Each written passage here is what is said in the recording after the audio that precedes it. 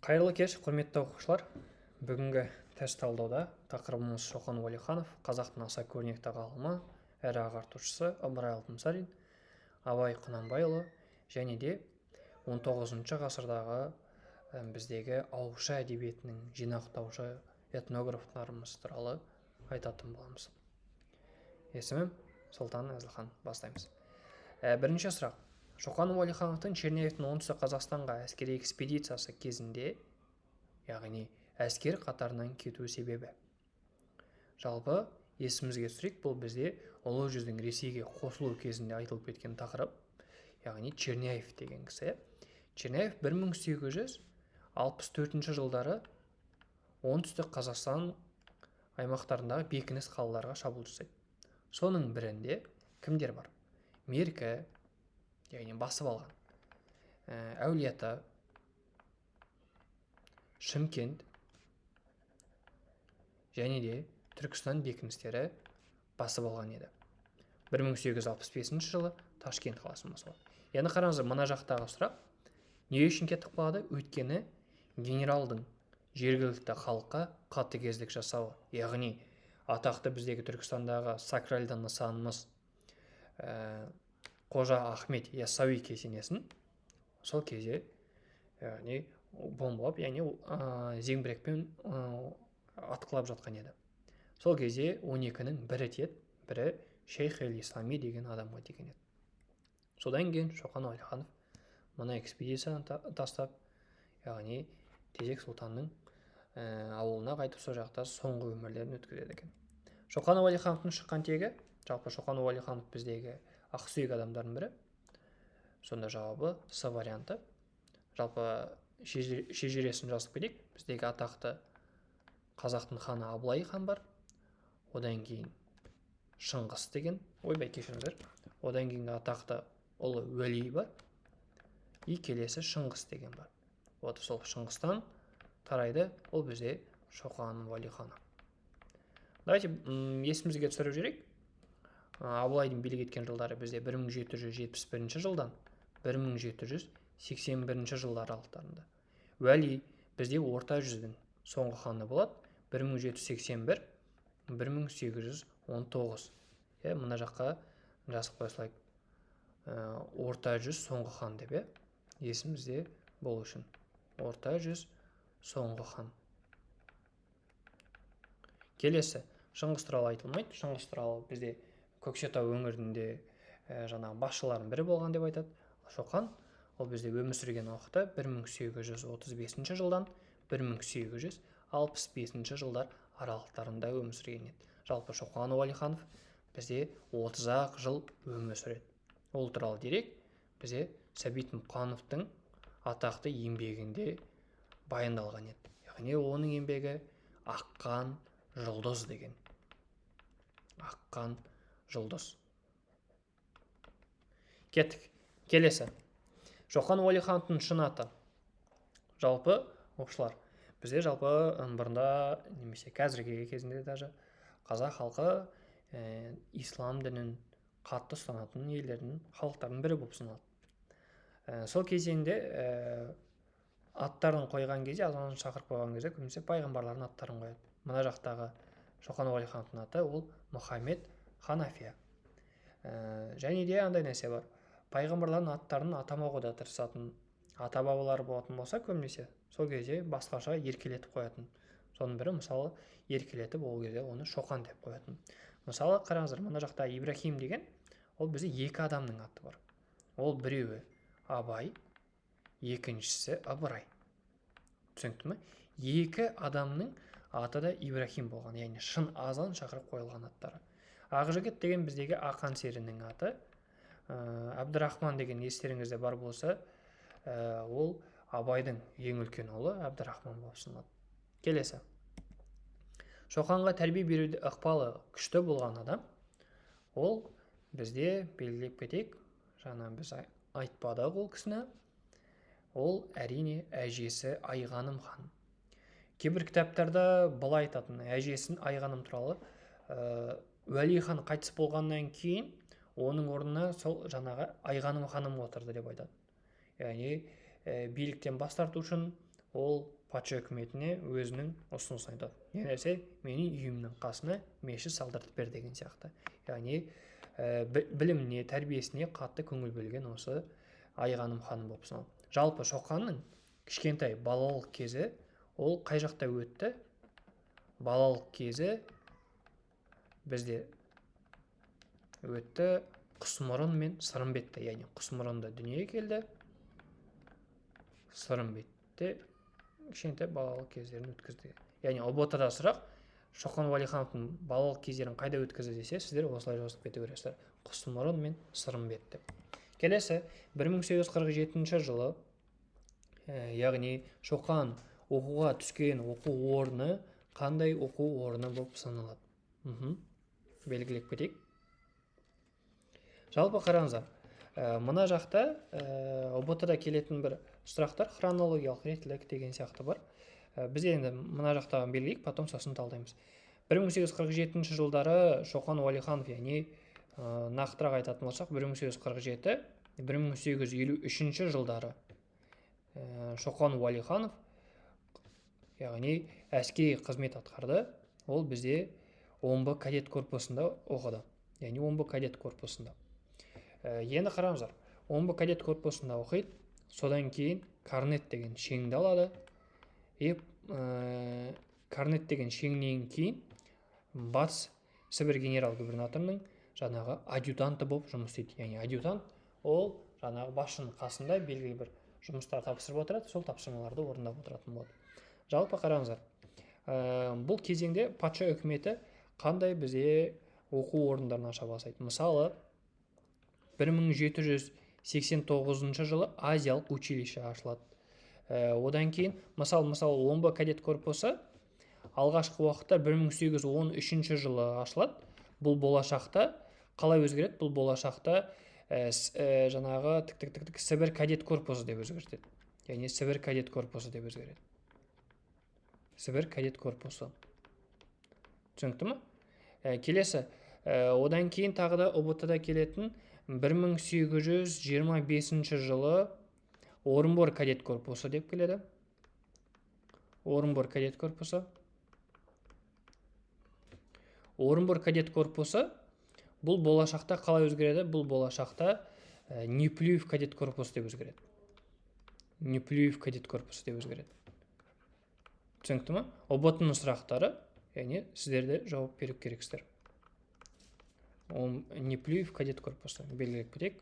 Мына жақта Неплюев, мынада Сібір кадет корпусы.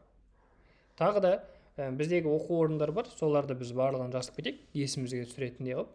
1850 жылы, яғни Орынбор қаласында 7 жылдық оқу орны ашылады.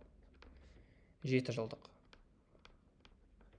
Келесі 1861 жылы Троицк деген қалада орыс қазақ мектебі ашылады.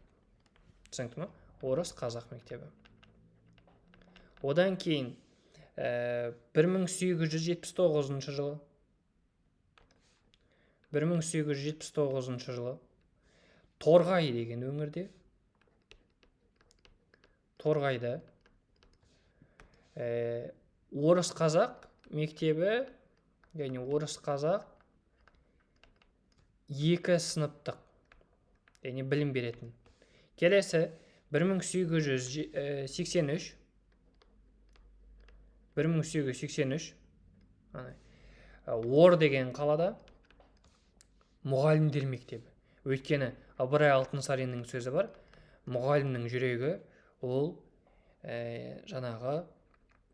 мектептің жүрегі ол мұғалім деп айтатын. Өйткені сапасыз мұғалім сапалы оқушыларды шығара алмайды. Түсінікті ме? Кеттік келесі. Шоқан Уәлихановтың аса құнды саналатын еңбегі дейді. Мына жақта Орынбор губерниясының топографиясы, Абылай. Мен оны қарамай қалыппын. мына жақта ең басты болып саналатын жалпы Шоқан Уәлиханов кезіндегі, ойбай қарамаппын ба, былай қазір басқаларын қарасақ, қараңыздар, Шоқан Уәлихановтың аса құнды саналатын еңбектерінің бірі ол бізде Абылай бар, одан кейінгі ұбт-да келетін ол Манас дегендер бар, одан кейінгі бізде келетін қырғыздар туралы жазбалар. Мен осыны іздеп қалып едім ғой. Қырғыздар туралы жазбалар. Түсінікті ме? Қырғыздар туралы жазбалар. Вот осы. Шоқан Уәлихановтың аса құнды саналатын еңбектері. Келесі, 1857 жылы Шоқанның жасаған сапары, жалпы Шоқан Уәлиханов 30 жыл өмір сүрді, бірақ 30 жыл деп сіз айтпайсыз, оның сапарларын қарасаңыз, өйткені қаншама жерлерге сапар шегіп қайтқан, яғни зерттеулер жасап қайтқан, маңызды зерттеулер жасаған. Сонда мына жақта Шоқан Уәлихановтың 1857 жылдары сапары ол Алатау қырғыздарына, сол кезде Манас деген атты жырда жазып кетеді. Яғни маңызды бұл. Бүкіл қырғыздар келген кезде сәл қорыққан екен. Өйткені неге? Естеріңізде бар болса, оған дейінгі оқиға Кенесары Қасымұлының 10 жыл бұрын Кенесары Қасымұл сол именно қырғыз жерінде қайтыс болған еді. Ол тікелей туысқаны. Содан сәл қорыққан еді. 1858-1859 жылы атақты сапары, яғни ұбт-да сұрақ келеді. Шоқан Уәлихановтың атақты сапары деп келеді. Ол бізде Қашқария сапары. Не үшін атақты? Өте қауіпті сапар болып саналды. Ол кезеңде Шоқан өзінің өмірін тікті десек те болады. Өйткені оған дейін европалық ғалымдар, зерттеушілер барып, барлаушы, разведчик ретінде барған кезде қатыгездікпен, өліммен келген еді. Яғни өлімге душар болған еді. Вот сол кезде Қашқарияға барады, Қытайдағы провинциялардағы саяхат жасап, құнды деректер алып келеді екен. Келесі, Шоқанның есімі берілген жоғарғы оқу орны, жалпы Шоқанның есімі берілген жоғарғы оқу орны ол бізде Көкшетау мемлекеттік университеті қазіргі таңда. Сол жақта Шоқан атындағы универ бар.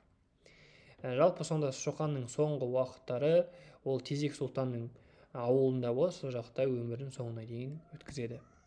Шоқан Уәлиханов туралы шығыстану ғалымында аққан жұлдыздай, яғни жарық етті деп айтқан.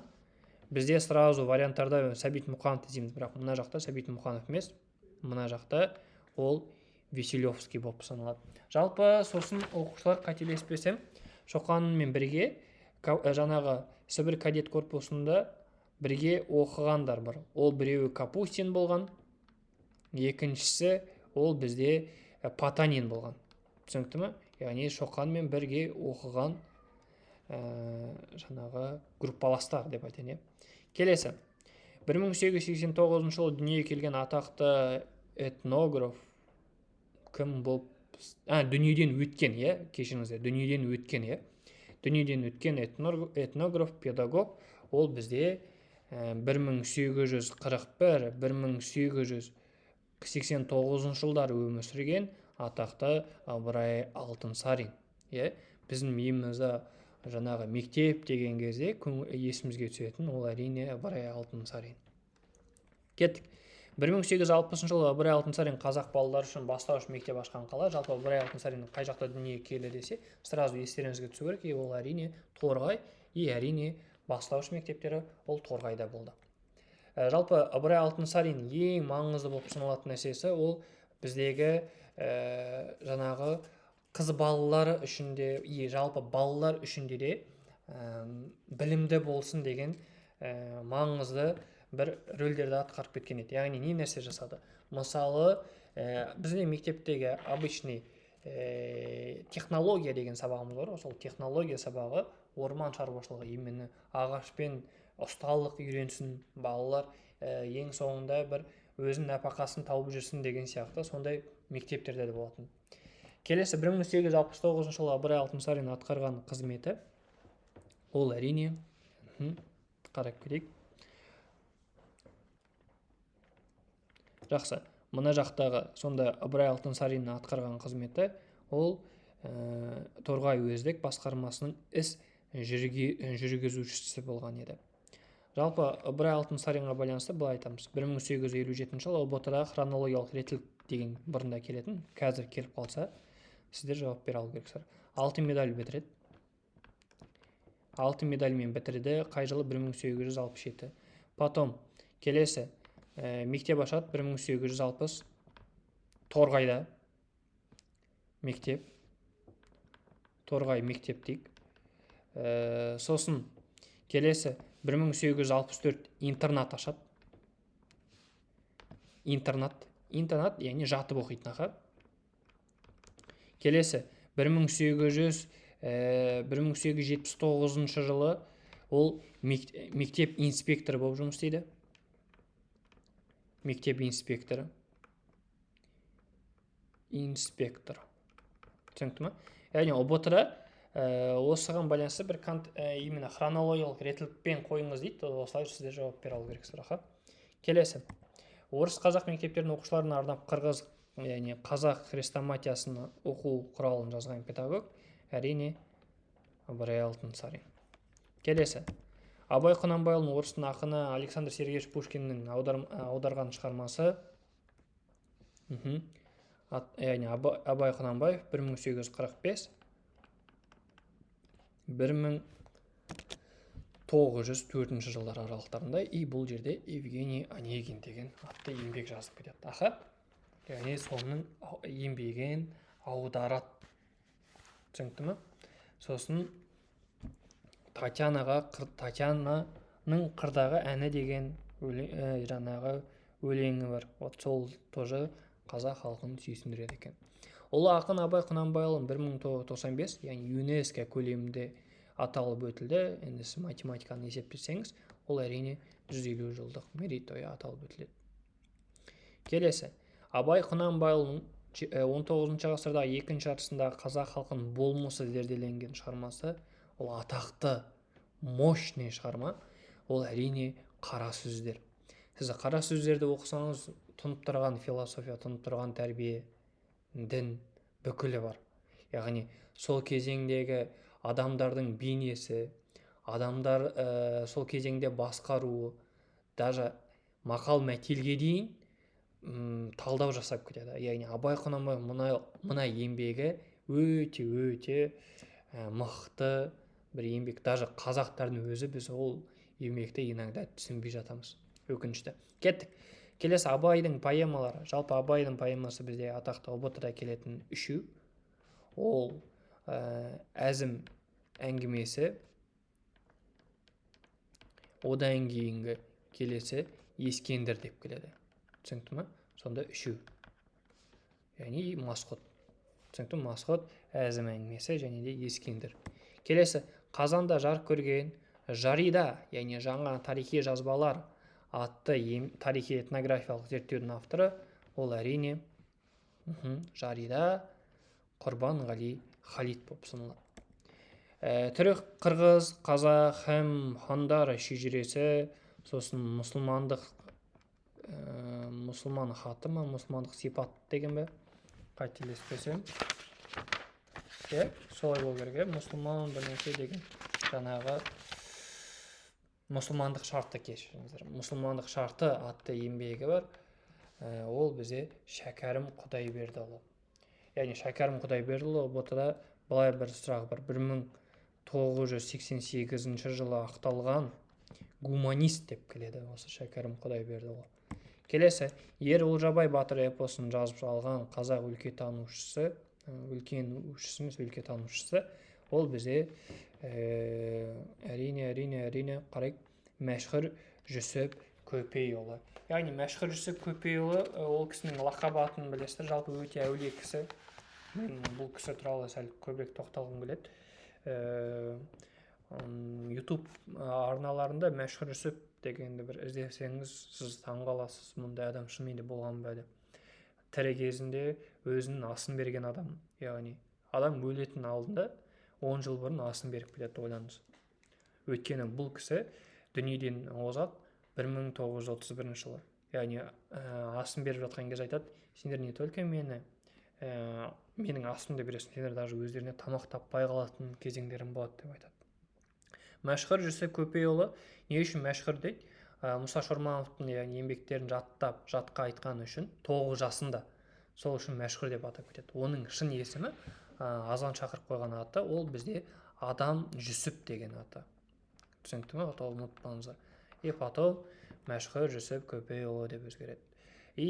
Келесі, әйгілі жырау, Бұқар, Қалқаманұлының жерленген жерін тауып анықтаған, ол әрине, яғни әулиелігі бар, ол мәшһүр Жүсіп Көпейұлы. Келесі, мәшһүр Жүсіп Көпейұлы 1872-1874 жылдары араб, парсы және де шағатай тілдерін меңгерген қаласы. Бұл қалада, яғни Көкілташ медресесінде білім алады. Медресесінде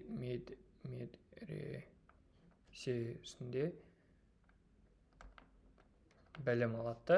Сол жақта имені Бұхарада шағатай, араб, парсы тілдерін меңгереді екен. Бізде естеріңізде қоя, Абай, оны айтпай кеттім, біраз Абайдың оқығаны Ахмет Риза. Ахмет Риза. Келесі, Қалқаман Мамыр Еңлік Кебек дастандарын жазған. Естеріңізде ме? Қалқаман Мамыр кезінде, мысалы, қайың сауған деген сөз пайда болды деп, яғни 1723-1727 жылда Ақтабан шұбырынды Алқакөл сұлама кезінде қайың сауған деген сөз болды деп айтады, яғни Шәкәрім Құдайбердіұлының. Келесі соңғы сұрақ, яғни Шәкәрім Құдайбердіұлы, мәшһүр Жүсіп Көпейұлы, Құрбанғали Халид. Құрбанғали Халид туралы айтпай кеттім, жаңағы Тауарих Хамса атты еңбегі бар, орта жүз туралы. Тауарих Хамса ОБТ-да көбірек келіп жүр, бұл контекст сұрақ болып келіп жүр деген сияқты. Бұлардың барлықтары үшеуі де қазақша, ауызша деректерді жинастырған шежірешілер болып саналады. Осы. Келесі сапта ол бізде уже 9-шы сыныпта бастаймыз, оқушылар. Назарларыңызға рахмет, сәттілік.